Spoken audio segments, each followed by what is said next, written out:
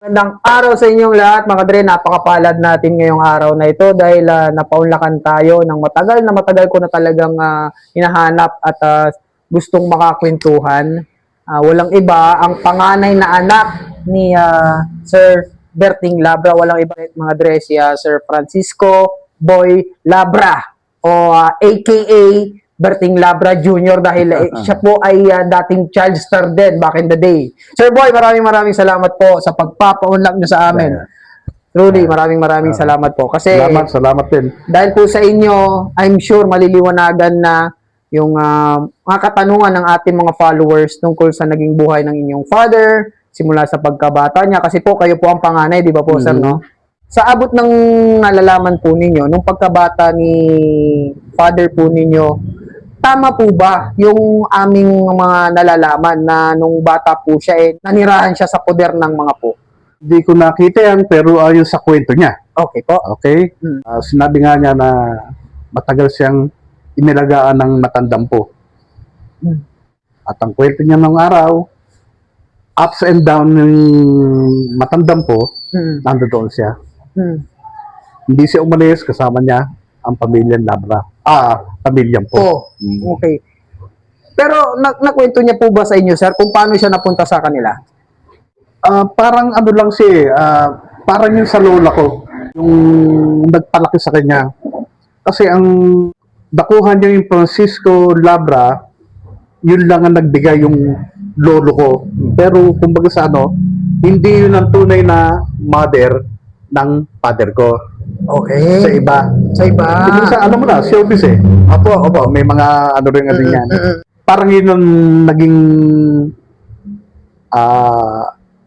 stepping stone na Dahilan. makita siya, mailapit siya kay senior. Ano bang reason? Bakit kinuha siya ni Fernando Senior? Bibo. Natuwa siya? Si Erpat noon talagang pinanganak na talagang para maging artista. Wala siyang sa katawan, natural. Yun ang alam ko, magaling magmemorya lahat. Magaling mag-adlib sa... Nung araw, napakamahal pagka yung puro take tukot, take 3, gano'n. Si negative. Si father, First take lahat. at nakita ko, personal. Naabutan niyo po no? Nakita ko siya. Ma-take 2 man yan, hindi niya kasalanan. Kasalanan nung niya. Ka-dialogue niya. Talaga? Sa murang edad niya, ganun siya kagaling na. Nakitaan siya ng husay sa pag-arte, sa pag... Ayon sa kwento. At nakita ko naman, yung mga pelikula niya, kahit sa kalingkingan, sabi ko nga sa'yo, lumabas din ako ng araw, hindi ko kaya. Yung mga ginagawa niya? Yung ginagawa niya. Kung sana yung bang, bakit kwento, natural lang umarte si father. Samantalang ako masindihan lang yung keg light namumuti na yung likod ko. Parang kinakabahan na kagad ako. Parang nahihiya ako, gano'n. Nagtatawa nga minsan yung mga kaibigan ko pagka sinabi ko, mahihiyain ako, kaya hindi ako nagpatuloy. Pero sa totoo, yun talaga. Yun talaga ang... Talagang nahihiya talaga kayo. Pero anong movie po yun ba? Yung nasamahan nyo nun? Sa Daigdig ng Pantasya, kasama ko si Tito Dolphy, Tita Nova, at yun na si Jay Ilagan, Dolphy Jr. Yung sa mga kakilala, mga lang ngayon. Orlando Romano, Jay Ilagan ulit, alias Phantom, Jay Ilagan ulit. Ilang beses kayo nagkasama niya? Kadalasan, ako ang batang Densyo. Madalas? Oo. Kada may gagawin pelikula, ako ang batang Densyo. Tapos si Jay ang PJ. Batang yung PJ. Okay, tataka nga ako, dapat palit kami. So, dapat akong batang PJ, siya ang Densyo. Biro lang. Joke pala yun. Kumusta si Jay Alagan? Siyempre bata pa, talagang... May edad ako kay Jay ng 2 years. I'm sure naging close kayo nun. Kami naging close dahil unang-una nga si Mami Cora. Mami Cora, close sa father ko. Kaya nung araw nagsushooting, bukod yung pagkain namin. DJ, dahil siya ang catering Okay. Siya ang nag-ano ng catering. Opo. Kaya nakabukod yung pagkain namin ni Jay nung araw yun. Special pala kayo nun, sir. Sa totoo lang, ganyan kami rin. Hanggang sa Na ano nga nung maaga siyang nawala. Oo nga.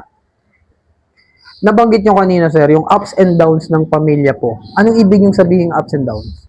Sa mga paralong ito sa mga followers natin na hindi nakakaalam. Nung araw kasi, nung mamatay si senior, so wala naman silang pagkukunan talaga ng ano nung araw eh. Bata pa si APJ noon. So, totoo na dumating sila sa point na, Hindi ko alam kung ganong kalalim. okay, Kung ano na yan. Basta ang alam ko noon, si Airpat, para lang may maiambag, nung araw, di ba yung lahat ng sakyan, merong half cabs, yung mga spare. gulong. Okay. Si Airpat to, nagtutungkab, binibenta nila sa Banawe. Huh? Oh. Kwento niya. Makatulong lang sa, Oo. gastusin, ganun. Oo. Nagawa niya pala yun? Kwento niya lang. Talaga? Hindi ko nakita yung bata pa ako. Wala pa pala ako noon. Nung nawala si Po Senior, saka doon siya medyo ano yung... Oo, dahil lang wala, kung may production naman sila nung araw, wala nang pwede magpatakbo. Tama, okay. Dahil bata pa rin si Tita Beth, Hmm. hindi rin naman linya ng Mami Bessie. Si FPJ that time, anong ginagawa niya? Mga panahon na yun. Bata pa rin si APJ noon eh. So, wala siyang totally pa maitulong. Kaya di ba nung ano niya, kung ano niya, 40 years old daw si APJ nung lumabas sa pelikula. Nag-stuntman pa siya, di ba po? Okay. So, yung palang reason. So, Yun lang sa alam ko yun, ha? Hindi. Tumutugma naman, sir, sa mga sinabi ng iba nating mga nakakwentuhan na nung nawala nga daw si Po Senior, medyo yung kabuhayan nila, hindi ganon kaganda. Compare mo nung nabubuhay pa. Kasi nga nakagat, di ba? Ay, ano ba? Rabies, di ba po ang kinamatay niya? Sabi nila, parang napadilaan ata sa tuta yung sugat. So, yung father niyo po, mula sa pagkabata pa hanggang nagkaedad, doon siya sa pamilya po? Hindi. Ano pong nangyari nung na? ano siya, nung mag-asawa, siyempre, di mo kinakailangan doon sa tumira. Maniniwala ka ba 2024 election?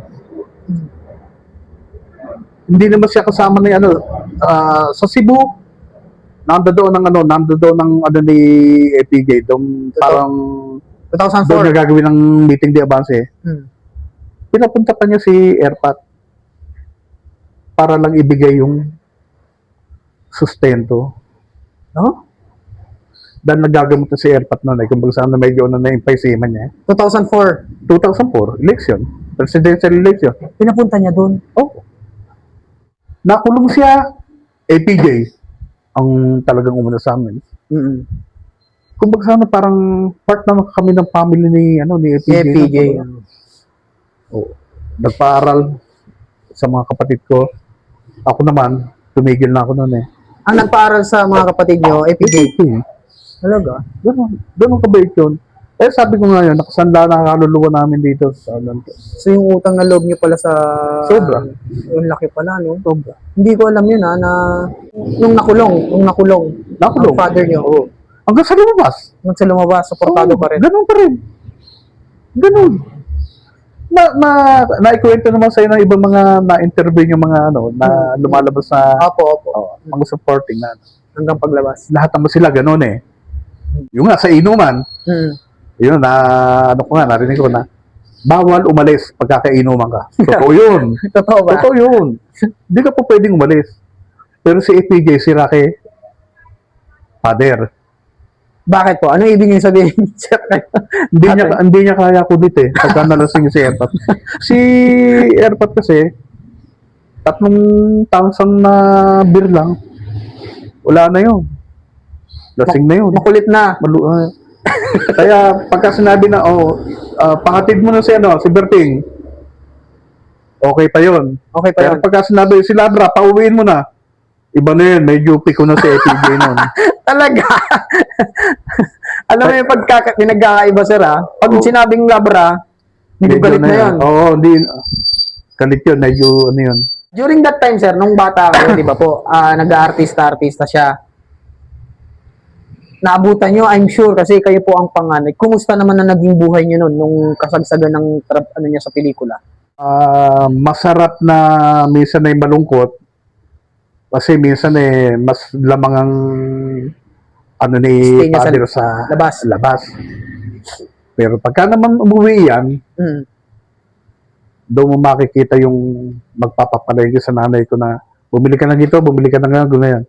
Habang nagluluto siya, maghiwa ka ng ginto, salang mo yan, haluin mo, o lagyan mo ng dito.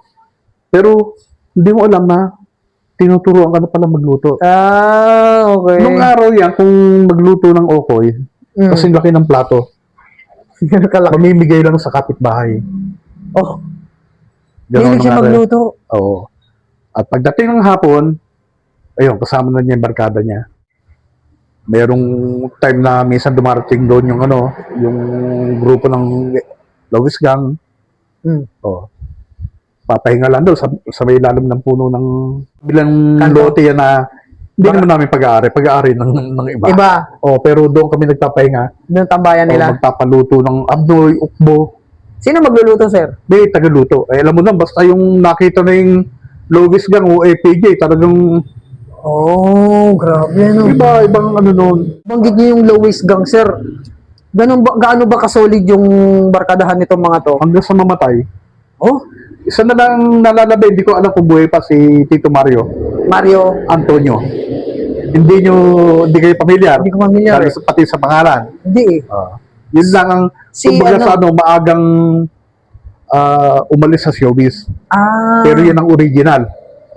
Saldi Siorna, mm, Bobby Gonzales, okay. Tony Cruz, si Father, APJ, Boots Bautista, Mm. Boy Santo Romana, Dalawang boy yan, di ba po? Boy Francisco. Francisco. Boy Francisco, sabi ka, Boy Santo Romana, Mario Antonio. Bali, siyam lang silang original talaga ng Lowis Gang. Mm, mm. Tapos, ng bandang huli, nadagdagan na.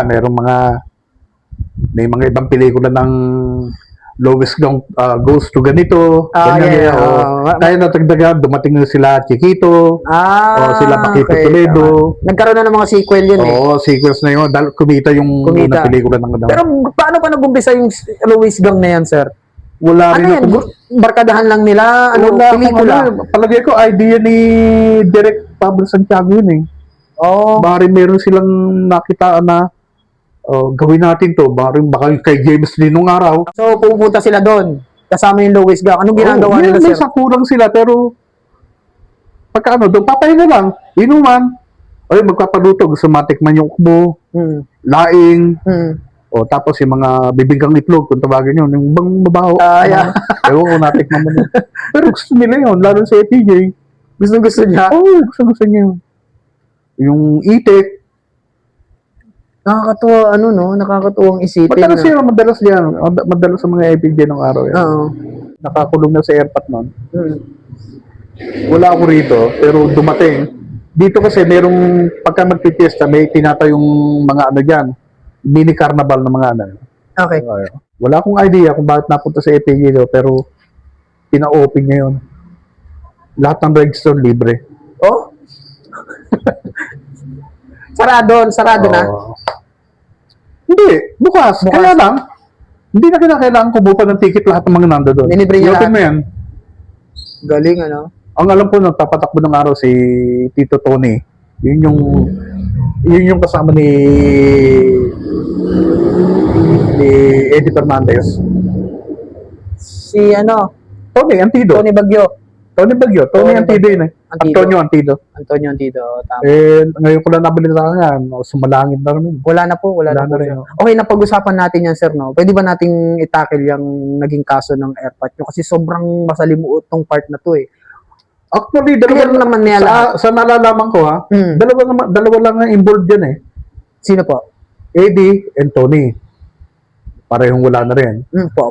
Miski yung pamilya Antonio, pamilya Pangilinan at pamilya ni ni Rosano Ortiz, alam nila hindi kasama father ko. Okay. Then pinuntahan pa ng tatay ni Rosana ang father ko sa amin, dyan sa Pateros. Bakit daw po? Pinakausap na bumaliktad. Sabihin lang na si Eddie ang bumarel. Hmm. Pero ang pagkakaalam namin, hindi nakaputok si Eddie. Dahil timano, pagbaba pa lang ng sasakyan, apat na kaagad ang tama ni Eddie. Sabi nga yung bahay, niya, kain niya kung kumbaga sa baboy. Hindi na nakaporma. Hindi nakaporma yan. Oh, okay. Kaya lang, yung Tony, buo talaga ang loob, iniikot. Pag-iikot, yun. To whom it may concern, pak. Ayon sa kwento. Dahil wala tayo. Kahit sino nang tamaan, parang gano'n. Oo, pero sino sana walang galos? Hindi tinamaan. Yung dalawang security ni Pangilinan, may tama, hindi naman fatal. Si ano, isa lang ang tama ni Pangilinan, pero patay. Napuruhan. Oo, napuruhan. Oo. Talaga kung sana yun ang ano nila. Okay. Parang destiny. Ngayon, sir, nung kinausap ng magulang ni Rosana Ortiz ang father nyo, ano ginawa ng father nyo? Grabe. Ganun makisama, yun lang ang pinagmamalaki namin. Grabe. Yun ang Kung pinagmamalaki namin. iisipin mo, maaabswelto siya eh. Oo, may pera pa kami. May pera pa kayo. Bibigyan pa kami ng pera noon, panahon na Pero yun. di niya Hindi. pinagpalit yung pagkakaibigan Taas nila. no. Grabe, idol. Ibang klase. Ibang klase Kaya makisama. kaya sabi ko saludo rin ako. Kahit na sabihin mo gano'n lang, pero iba makisama. Nakakabilib. Nagbilib ako dun ha. Kasi sa iba yun, syempre isipin mo yung sarili mo eh. Play safe. May maraming tao na gano'n. Play safe ka na eh. Safe ka na, may pera ka pa, o saan ka pa? Hindi niya nilaglag yung kaibigan niya, no?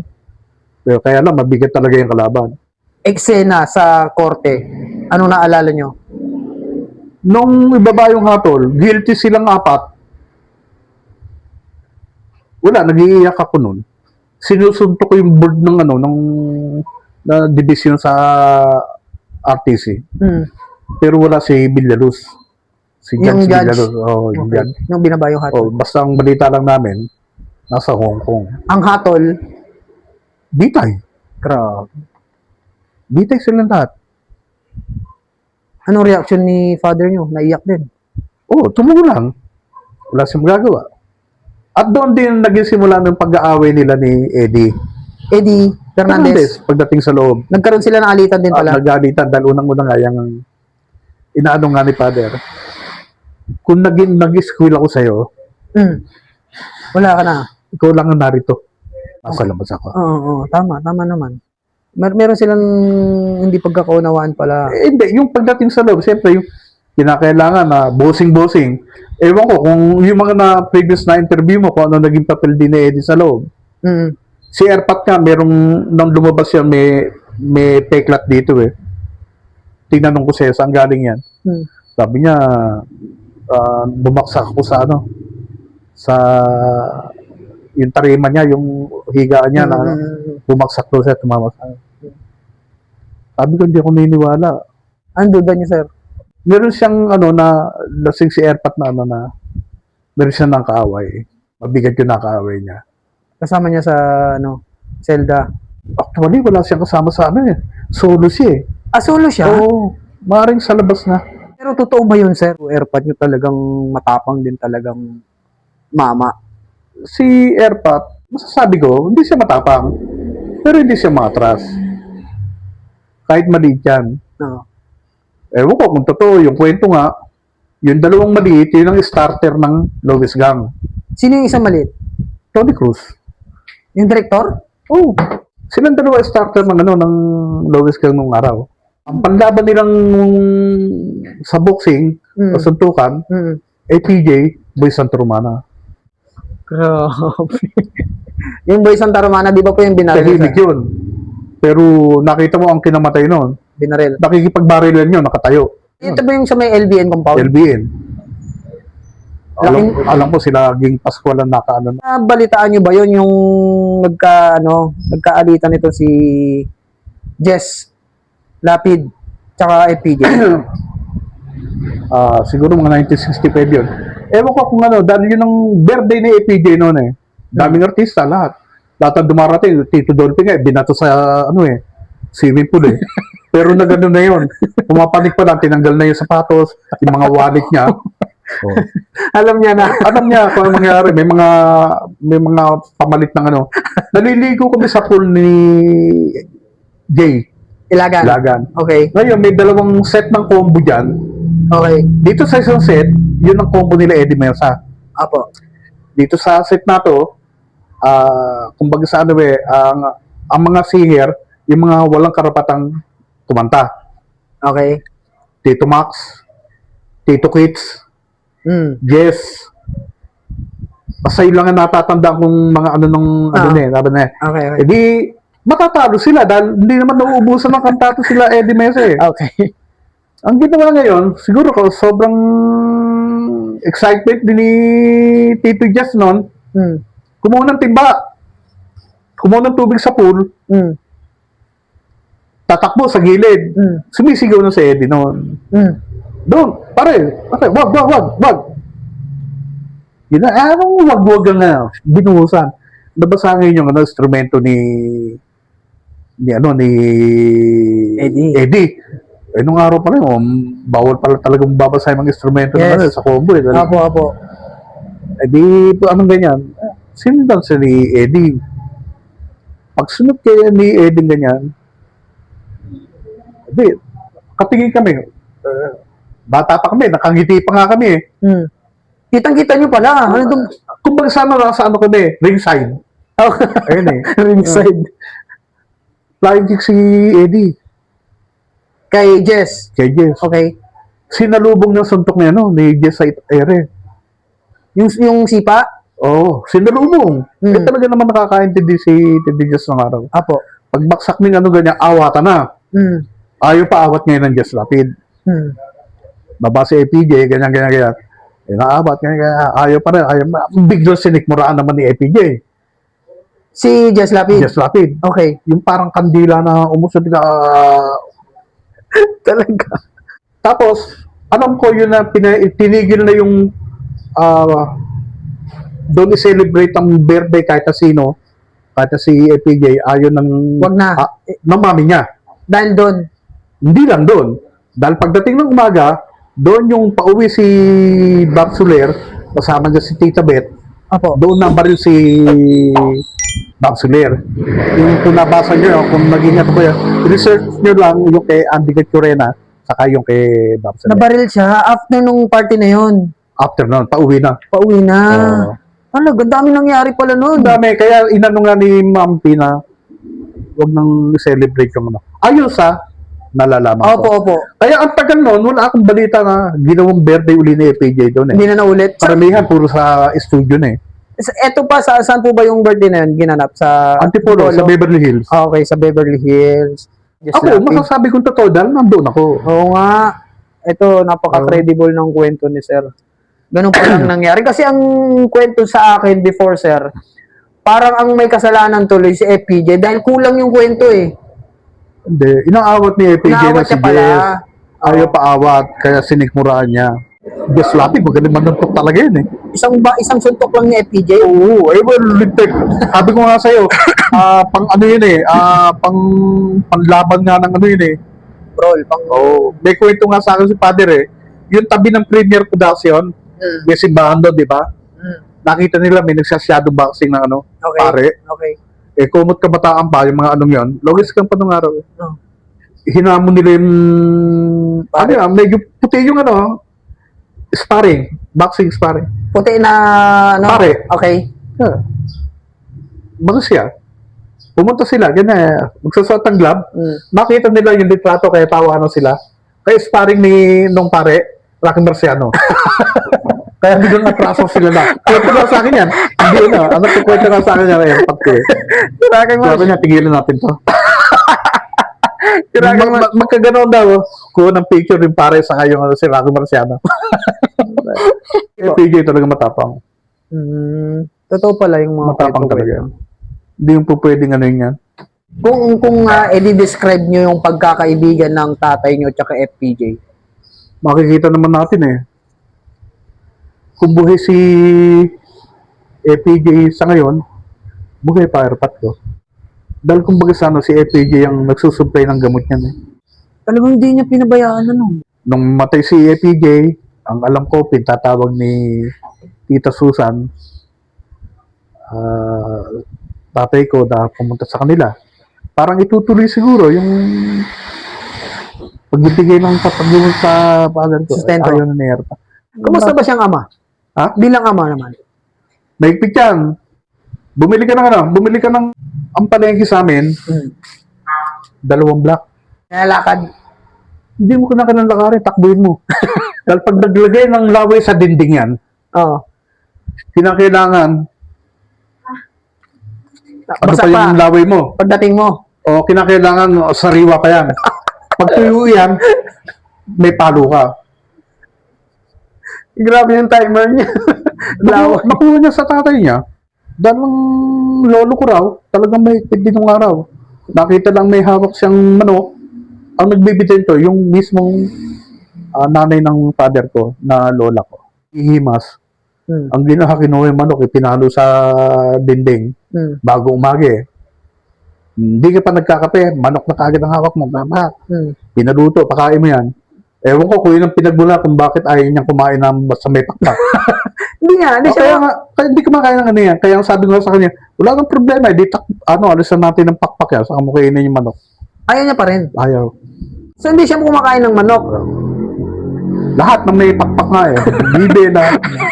So, Kaya sabi ko, tanggalin na lang natin pakpak para makakain ka. Pero ano yan, pagka yung, alam mo yung pagka may kasalanan, talagang bubusugin ka naman sa ano.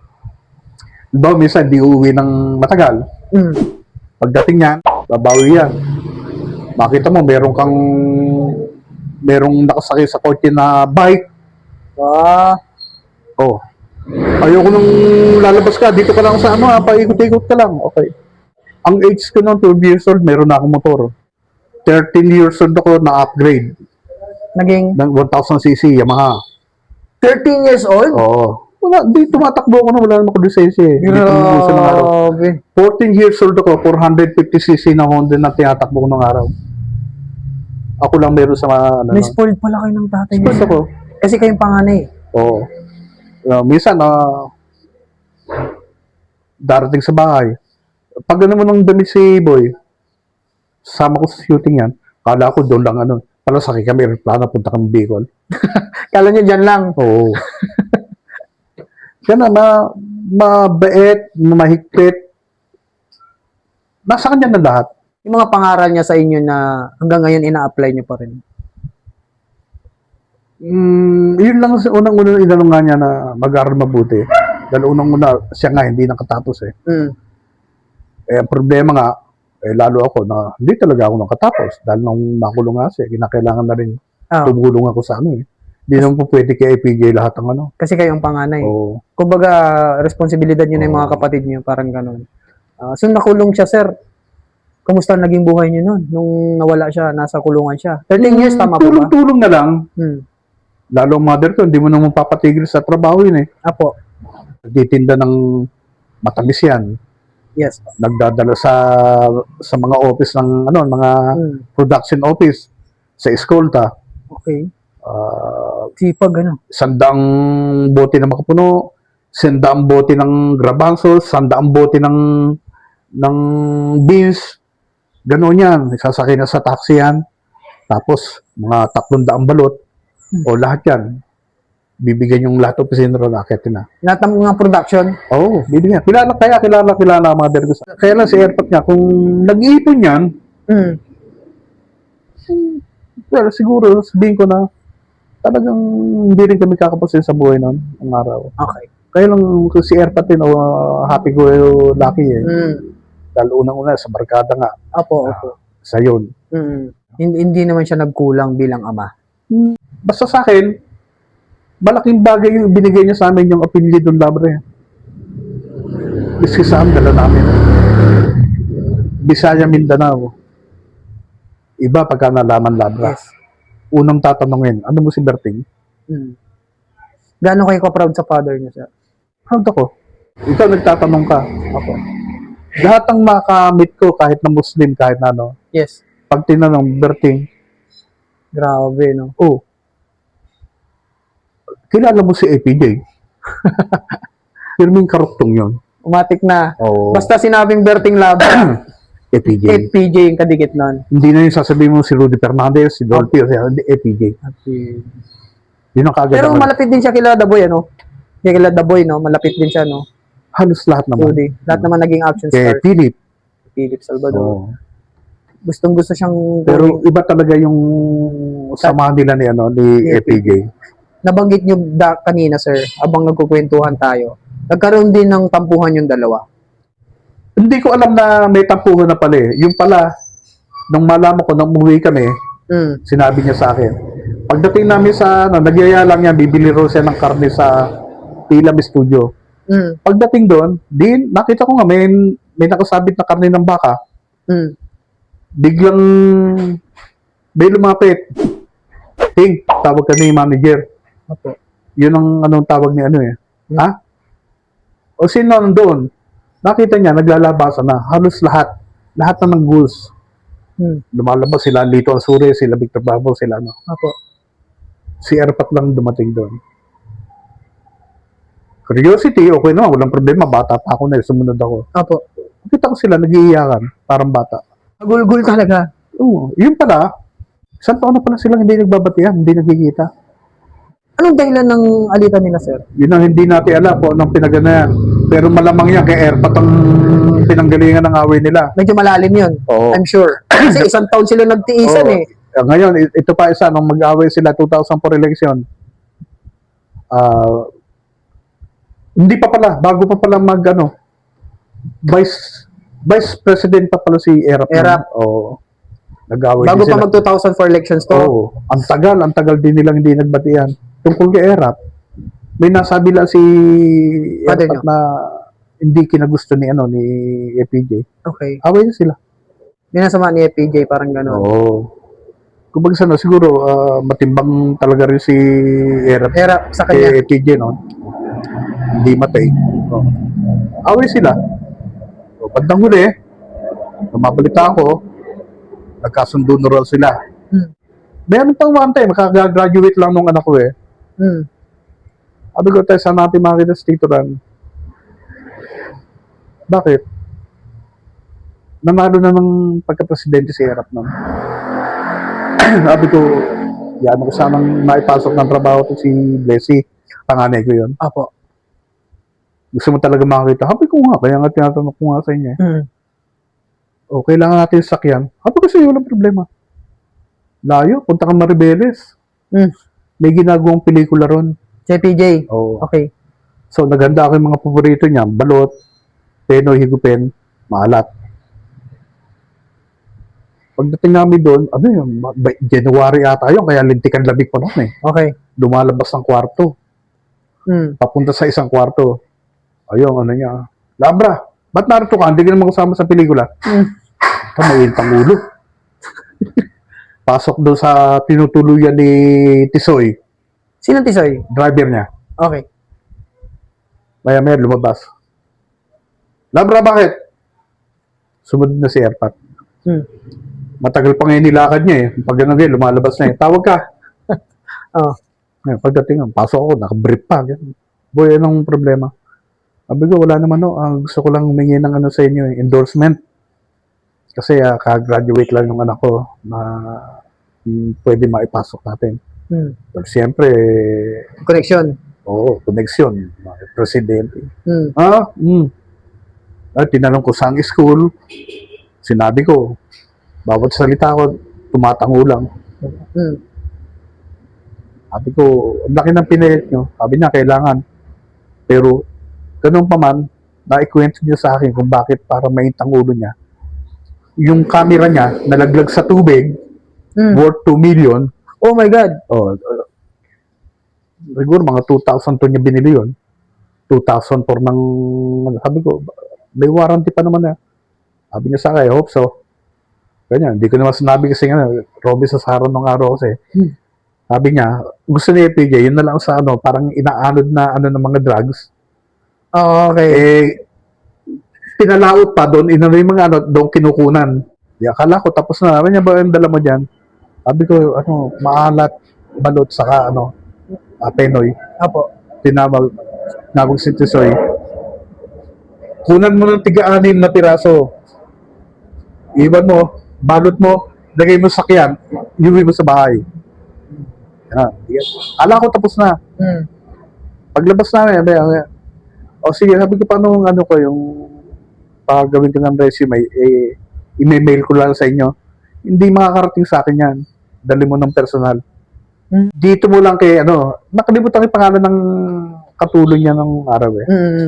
diyan mo lang bibigay para makarating sa akin. Eh, pagdating ko nga raw sa bahay, may ibibigay ko kay mister ko. Ganyan, sabi ko. Ay, ibigay mo sa akin, sabi ng gwara. Hindi, kay ano ko raw ibigay. Alam na kaagad. Natimbrihan na. O, nakaganyan. Hindi nakatimbre. Dahil alam nila, pagka yung ginamit yung pangalan yun, Okay. sabi mo ni mister ko sa inyo kayo yun. Sige.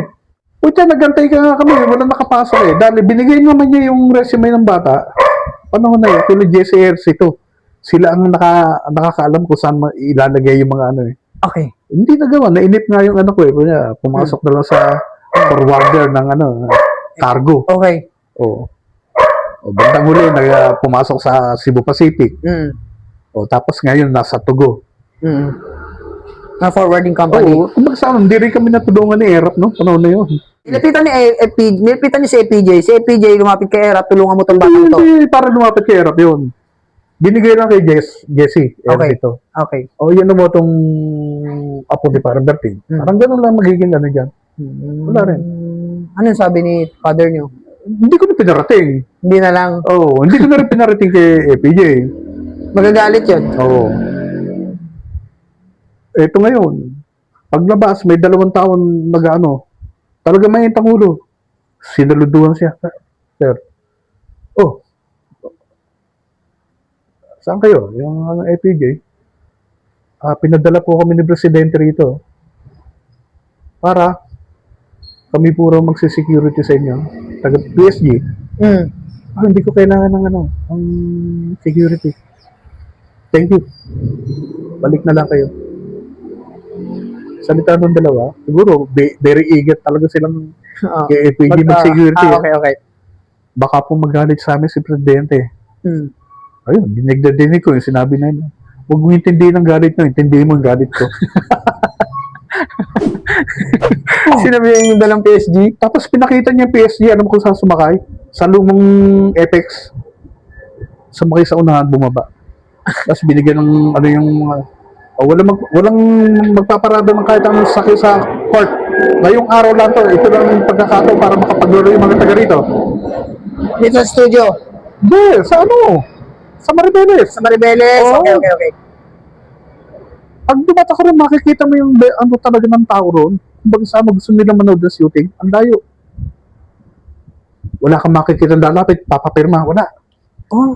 Talagang lintik ang paggalang nila ron. Nung namatay si FPJ, sir, anong naging epekto nito sa father niyo? Humina na ron. Humina na ng todo. Tuluyan ng humina? 2000 po nang mamatay si FPJ, 2009. Nung 2004 ba, I'm sorry na-diagnose na siya noon? Oo, meron na. Meron na. Meron na. Malakas pa si Airpat nung. Kaya lang, nung mga 75, 76, ginupo na yan. Parang hindi na siya makatayo. Ano na. Ngayon, hiniling kay Tito Boy sa Tito Boy Francisco. Okay po. Sa kay Tito Boots. Bautista. Gusto niya, pagka binawian siya ng buhay, sa Pateros. E di nagpaalam sa nanay ko, ayaw ng nanay ko, hindi, sige, iuwi nyo. Sino nagdesisyon? Ako. Bilang panganay? Oo. Ako ang huling-huling naglinis ng katawan niya bago siya mamatay. Never ko pang ginawa sa kanya noon eh. Nung inanabi niya, umaga pa lang, boy, luto ka. Ano gusto mong kainin? Kare-kare. Sige. Punta akong Pasig, magang-maga, daling araw. Alam ko naman ang gusto niya eh. Sabi nga ng kapatid ko, masebo yan. Sabi, hindi naman kayo kakain eh. Tatay. Yung bituka yun ang gusto-gustong gawing kare-kare noon. Okay. Luto ako. Matapos ako magluto, siguro mga around mga 12. 12 na ako na ano noon. Tanghali po to Oo. Sabi ko, kain ka na? Sabi ko, type to yung sombrero niya. Wala kang gagawin yan. Wala kang gagalawin. Mga nakasabit na, wala kang gagalawin kahit na ano dyan. Sabi ko, may magagawa ka ba? Magkakagawa ko yan. Hindi, ano ba yung gusto mo dyan? Sabi ko, ano ba gusto mo dyan? Ito. Palitan mo yan. Sige, walang problema. Pinalit ko, duman-duman. Sige, pwede na to. Sabi niya, pwede na to. Basta... Anong sombrero? Parang ganyan? Hindi, iba yung... Classic na ano? Galing kay Tito Eddie Garcia. Bigay sa kanya. Kain ka na, sige, kumuha ko ng plato. Bagoong. Sinubukan ko. Ayoko na. Yun lang na kinain niya. Oo. Hmm. Isang kutsaritang yun lang ang kinain niya. Hmm. Kasi pumupupo siya, wala na rin lumalabas eh. Ano kasi papalitan kitang pampers. Pagkitang ganyan, sabi ng kapatid ko si Rose, Kuya Boyo, yung puro langgam na yung hinihiga ng tatay, hindi na nararamdaman. Tapos parang upod na yung ano niya rito, yung buto niya. Hmm. Yun, nalinis ko. Namayat pa siya ng sobra. Ganyan na talaga yung mukha nung namamatay yun. Talaga? Kaya yung iyak ni Tito Boots, nung yan na sa, ano, sa Garden of Memory, hindi parang birthday niya, hindi parang birthday niya. Yung parang ginawa na lang ng niritoke na lang talaga yung mukha niya. Ano yung mga huling salita niya? Love niya na sa akin. Pagka yung sinumpong ako, wag niyo na ako i-revive. Pagod na rin ako eh. Bali isang linggo lang tinagal sa amin yun. Nung malinis ko, napalitan damit, lahat niya yan. Alis muna ako ah. Eh dito, sa mga pinsan ko, lalaro akong tongit dyan eh. Eh, nag-ring yung ano ko. Cellphone. Kuya boy, wala na tatay. Wala pang ano yun.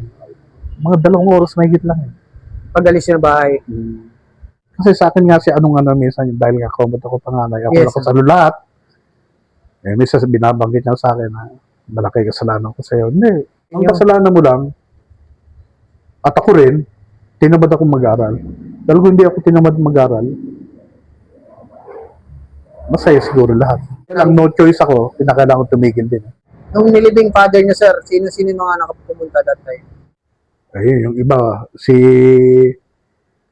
Tito Boy Santromana, maagang yung inano yun eh. Kinuha yan eh.